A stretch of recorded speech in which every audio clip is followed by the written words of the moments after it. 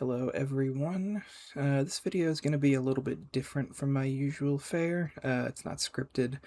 I'm kind of just talking off the cuff while I play a little bit of this game because if you weren't aware, there's been a new update to the online component of GTA 5, GTA Online, and it has people really angry.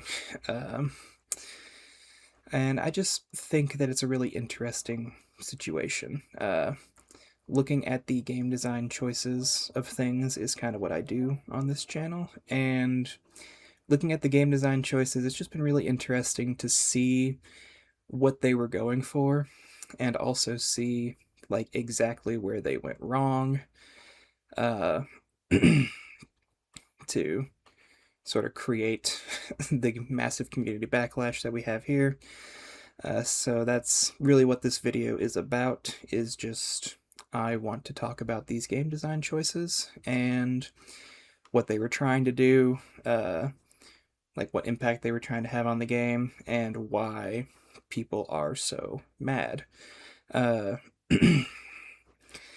so if you really just want a short version of my opinion, I think this is a change that is like okay for like the long-term health of this game.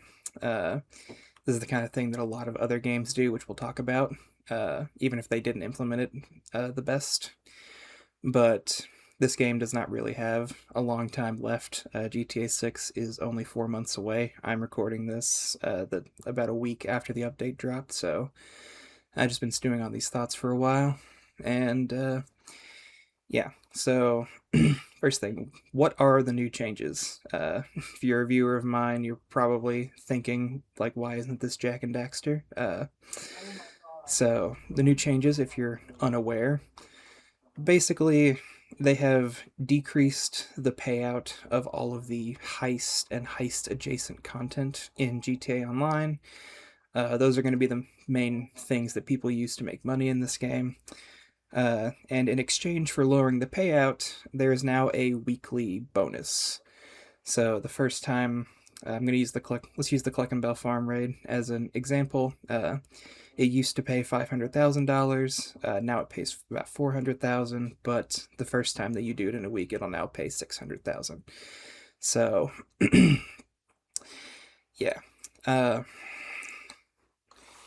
Sorry, I have notes here to make sure I don't lose where I am. Yeah. So that's what the changes are. It's obviously kind of an anti-grind feature. A lot of games have this, like I've said. And why would they do this? And at this point, some people are going to say that they just want to make money, and they're not wrong. Profit is probably a big part of why they're doing this. The longer it takes to grind things out, the more likely it is people will buy the microtransactions. But I don't think that there being a profit motive for it means that it's necessarily bad game design. So, there's more than one reason why you might want your players to not play.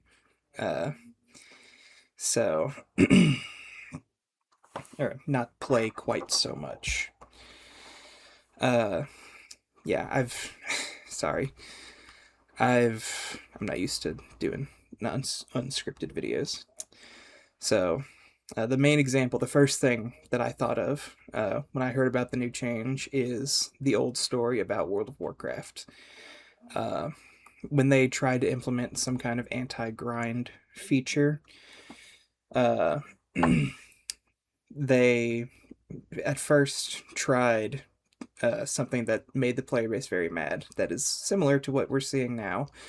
So essentially, World of Warcraft's first attempt at doing an anti-grind feature was that after a certain amount of time, you would get an exhaustion debuff. And when you had the exhaustion debuff, whenever you would do content in the game, you would get less experience. So the idea there was just to like have players log off, come back to the game the next day, and then they won't be losing out on experience. And players hated it. Uh, they hated it for the same reason that the players of GTA Online are hating this new update. Because typically, this is the first bit of game design in this video, players do not like it when you take something from them. That can be leveraged in games that are trying to make players feel bad. So a lot of horror games, for example, uh, will have sections where they take your weapons away and make you go through this really horrible situation without the tools you've come to rely on. But yeah, if that's something that your players are expected to run into like every day that they log onto the game, it's not the kind of feeling that you want. So the way that WoW solved this problem, and the way that basically all other MMOs have gone on to solve this problem, is that they just kind of flipped it on its head. So instead of what am I trying to say? Instead of making you lose experience after a certain amount of time, instead what they do is they give you a buff at the start of your play session.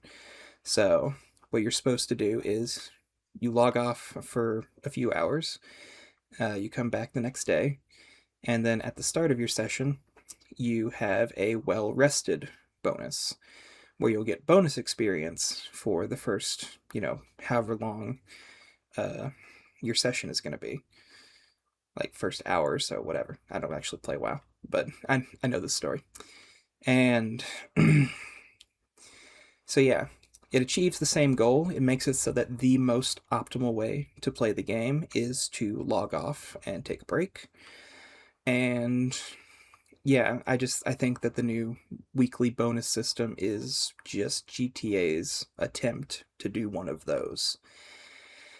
And I don't think there's anything wrong with encouraging players to take a break. Kind of going back to profit motive, in WoW's case, it's a subscription-based game. So obviously encouraging players to log off burns through their subscription time some more. But GTA doesn't currently have a subscription-based model, so yet. We'll talk about that a little bit later. What am I trying to say? Sorry, my notes. All right. So, yeah, the thing that's really interesting to me about this update is that they're kind of trying to do both both the debuff and the bonus in the same update. And so they're not getting like the player base's happiness with the buff. They're catching all of the flack for doing the debuff, even though, like, if you actually math it out, pretty much everything that the bonus applies to, like, if you just do it twice in 1 week, you'll get about the same amount that you always did.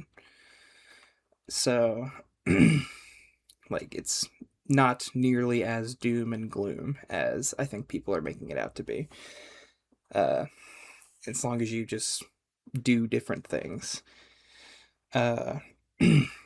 Like for a weekly timer, 2 runs of everything, the average player, that's more than enough time. The only thing the buff doesn't apply to currently is Kaio. When the update first dropped, it did also apply to the Doomsday Heist, but they patched that out, so I assume it was either a bug or just someone didn't math it out right. So,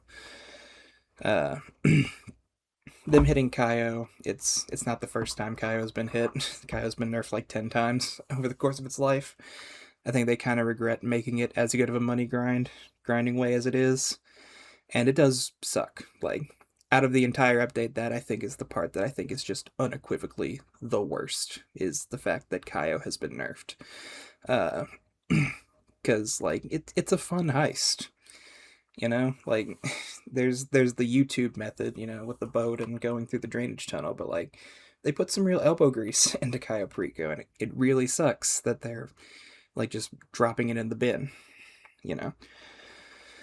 But overall, like I said, this is the kind of update that encourages people to log off and go do something else. And, you know, they could have done the same thing by not nerfing it. Like just apply the bonus to the stuff and don't nerf it, but obviously they wanted to have their cake and eat it too. And that's probably their biggest mistake with this update, because, the title of this video is not the new update is great, it's just that the new update is fine. Like, mathematically, when you work it out, it all comes out okay, but, so what do I want to talk about next? I want to talk a little bit about what I've seen in the community, because emotions are running hot right now and people aren't the most rational when it comes to emotions running hot. Like, I've seen so many posts online about just things that aren't true. Like, here, I'm right in the area, but like in the new update, like the heist that you're supposed to go to if you start at this mansion here, like when you're driving this way, it's, instead of going around, it's faster to do this. But as you can see, it is possible to land in this tennis court. And I saw there's a post that got like thousands of upvotes on Reddit that I saw that was like they added those trees there that you can see. They added them there, and they're like, Rockstar, they put these trees here to like limit you from making the jump. But like, if you look at where those trees are, if you tried to drive through where those trees are, you would probably end up here in this tennis court. So they probably put those there to make it less likely that you'd land in there. But as you can see, it is more. It's even with the trees there, it's still more than possible to end up in here.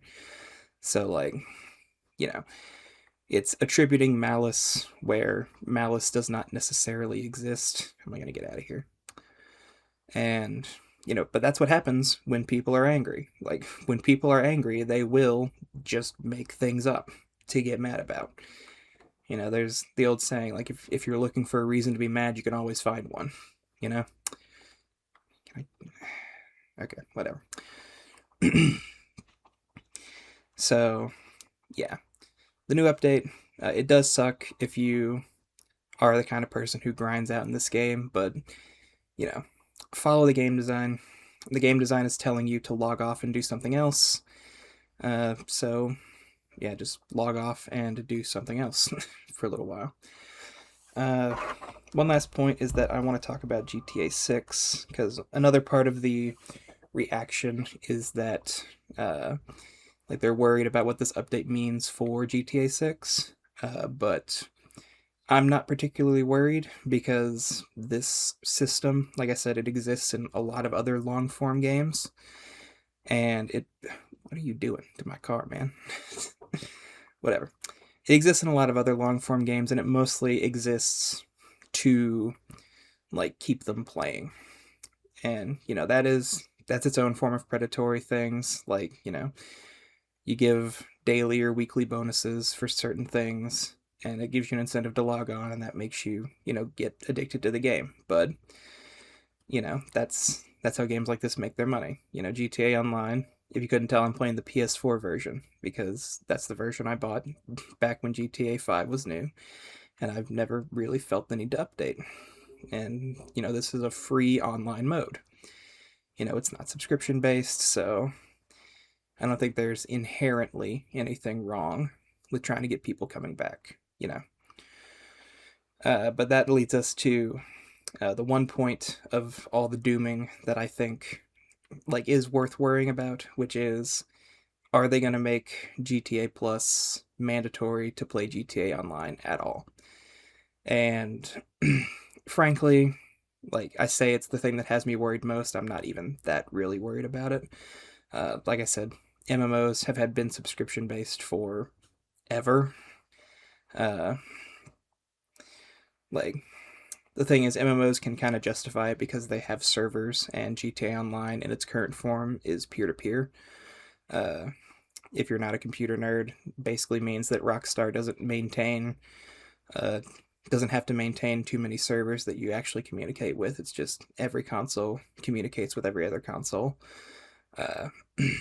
So it's kind of a garbage system as far as making online games go. That's why most MMOs have servers. If GTA Online 2 or whatever it ends up being called is server based, and like then I could see them charging for GTA Plus, and then you kind of run into like what I was talking about before. The primary monetary reason that World of Warcraft wants you to like not play too much during one day and come back is because like that burns through your subscription time. And if GTA Plus is going to be required for GTA Online 2, then that is, it's the same thing. But like, I play MMOs. I mostly just play Final Fantasy 14, and like, it's it's whatever. Subscription based stuff. As long as they actually make servers, I think it's a justified cost. But uh, who knows with Rockstar, honestly. So yeah, that's kind of my whole piece. I'm gonna go deliver this car and then log off. Uh, Thank you for listening to my ramblings. If you're a fan of me and we're expecting Jack and Dexter, sorry. Uh, that is in production. Like I'm playing the game right now. I've taken my notes. I'm currently recording footage, so that's in the works. I've also been taking notes for Link's Awakening if you're someone who watches me for the Zelda stuff. So yeah. Bye.